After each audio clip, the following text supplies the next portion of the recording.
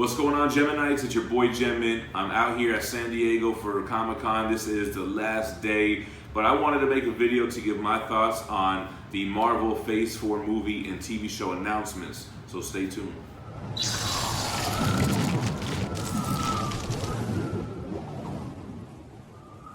Alright guys, so Kevin Feige hit Hall H yesterday, last night. I wasn't about that life with that line. You had to wait in line for wristbands, and you got to wait in line to get in, and you got to wait all day for Kevin Feige to take the stage. So, man, I wasn't about that life. And looking at what was announced, I'm kind of glad I didn't do it, because the Phase 4 lineup, to me, it looks a little weak, and it looks like we're going to have to wait to Phase 5 to really get some exciting stuff.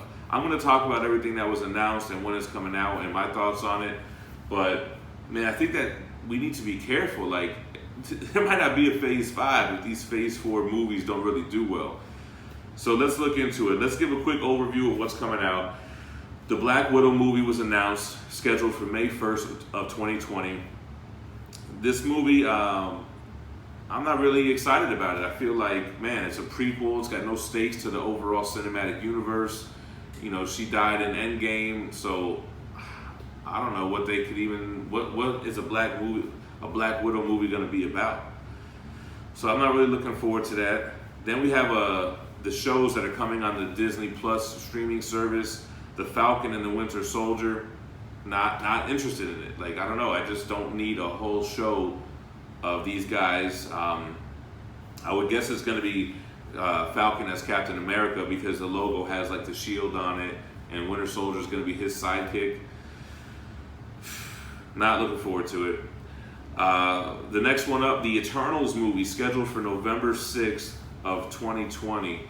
I'm actually getting a little bit excited for the Eternals. It looks like they're casting Angelina Jolie. I'm assuming she's going to play Cersei.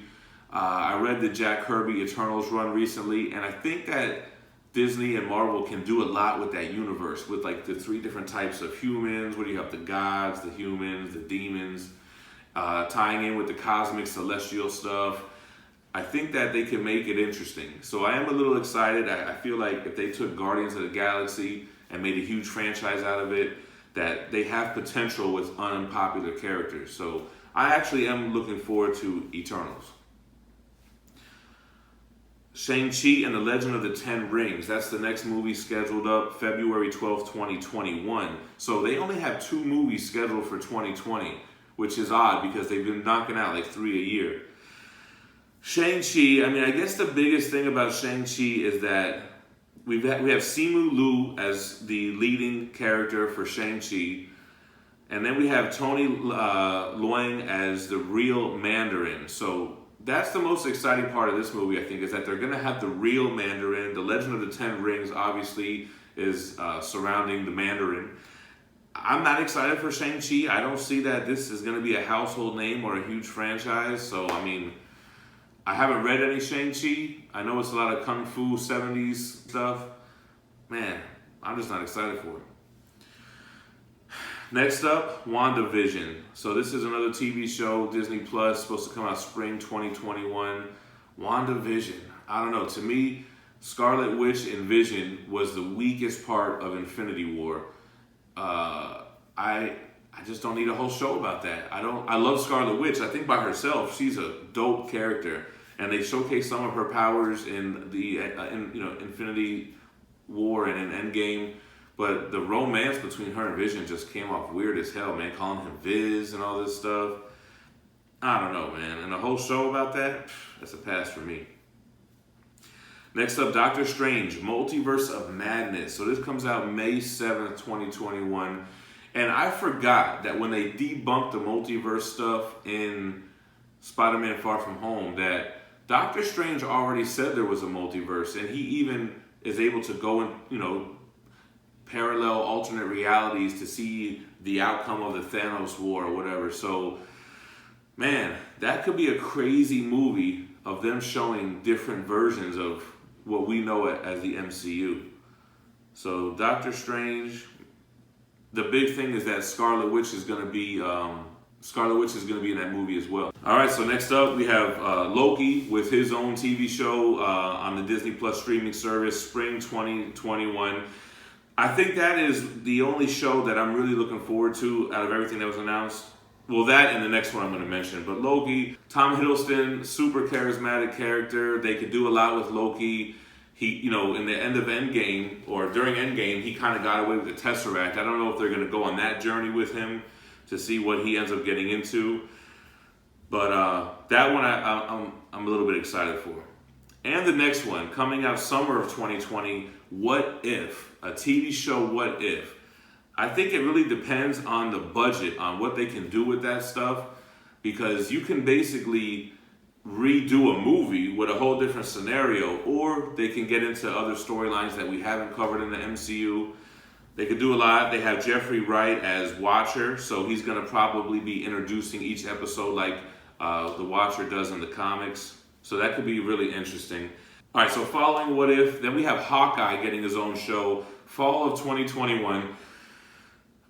Actually, I am kind of on board with this. There's rumors that it's going to be surrounding him and Kate Bishop, which if they follow the Matt Fraction run, I think that could be a really interesting show. I really like Kate Bishop, and Hawkeye, I think he's got that charisma that I'm looking for as well. Like, I think that could be an interesting show. Jeremy Renner reprising his role, and yeah, that one should be all right. All right, the last movie that was officially announced was Thor: Love and Thunder, November 5th, 2021. Your girl Natalie Portman came out on the panel wielding Mjolnir, and obviously they're going to do the Jason Aaron, Jane Foster Thor story, which personally, I'm a huge fan of that. I think that they're going to kill that. A lot of people out there are mad, they're upset. I guess they feel like it's SJW or some shit like that, but to me, Jason Aaron's a great writer. I really like what he did with that whole Thor run, and I think that they can make an interesting movie out of this. I see a lot of comments, oh, they're killing the franchise.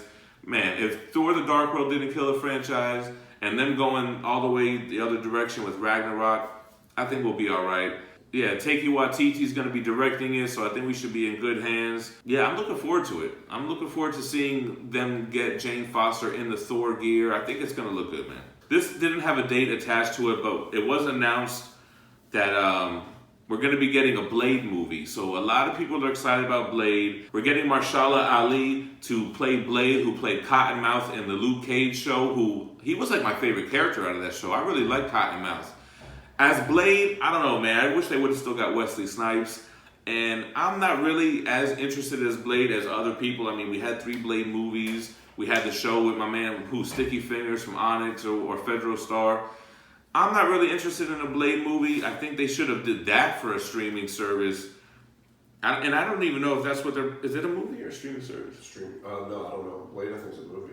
Yeah, I think it is a movie. I'm not really excited for it. But those Tomb of Dracula 10's about to shoot the hell up. So if you got some of those, you might want to sell them soon when they start showing some trailers. But that was announced. And then the most exciting part of Hall H is what Kevin Feige said at the end. I'm going to just paraphrase it, but he said, man, we're out of time. I don't even have time to talk about Black Panther 2, Captain Marvel 2, Fantastic Four, or the Mutants. So he kind of just mic dropped at the end everything that we wanted to be confirmed, like Fantastic Four and the X-Men stuff. I mean, we knew Black Panther 2, Captain Marvel 2, Guardians 3. We already knew about that stuff, but it's the first time I think we're really getting from the horse's mouth that we're getting these Fantastic Four X-Men movies. I just hope we can make it there, man. I feel like there's a lot of stuff here that, I don't know. Eternals, Shang-Chi. I think Doctor Strange will be fine. Thor will be fine, but it's not really a strong lineup. I don't know. There's some good stuff there. I guess it's big for them because all their previous shows have been on Netflix. Now they're on their own platform. They can do whatever they want. I'm sure that we'll get some quality stuff out of there. But let me know what you guys thought about the Marvel Phase 4 announcements. What are you looking forward to the most? What are you looking forward to the least? Drop that like on the way out and make sure to subscribe to the channel. We drop daily content, a lot of San Diego Comic-Con coverage. Stay minty fresh. Peace.